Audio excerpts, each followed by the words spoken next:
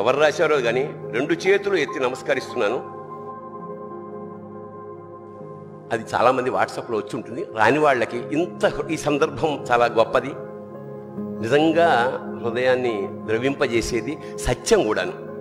నాన్న ఎందుకో వెనకబడ్డాడు, అది శీర్షిక. అమ్మ 9 నెలలు మోస్తే నాన్న 25 ఏళ్ళు.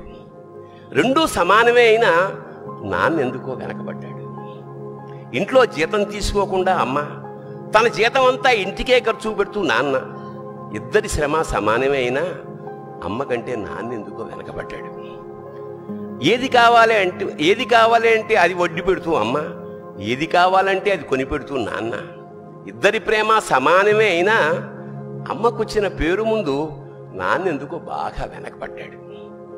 ఫోన్లోనూ అమ్మ పేరే, దెబ్బ తగిలినప్పుడు అమ్మ అని పిలవనే, అవసరం వచ్చినప్పుడు తప్ప మిగతా అప్పుడు గుర్తురానందుకు నాన్న ఎప్పుడైనా బాధపడ్డా?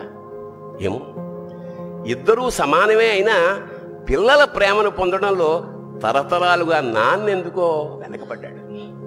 అమ్మకి మాకు బీరువా నిండా రంగురంగుల చీరలు బట్టలు, నాన్న బట్టలకు దండెం కూడా నిండదు. తనని తాను పట్టించుకోవడం రాని నాన్న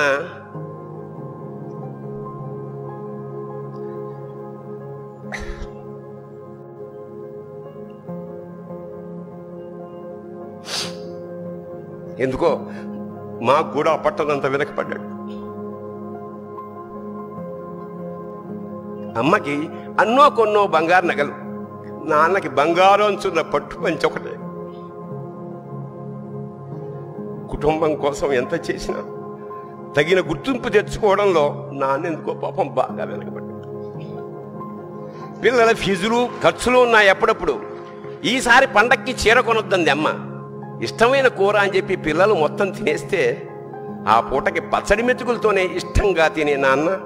ఇద్దరి ప్రేమ ఒకటే అయినా మా అమ్మ కంటే నాన్న చాలా వెనకబడ్డాడు.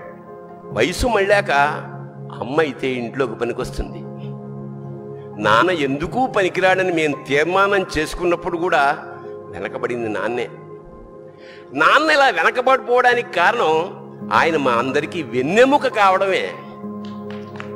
వెన్నెముక వెనక ఉండబట్టే కదా దన్నుగా నిలబడగలుగుతున్నాం. ఇదేనేమో నాన్న వెనకబడిపోవడానికి కారణం. శివోహం.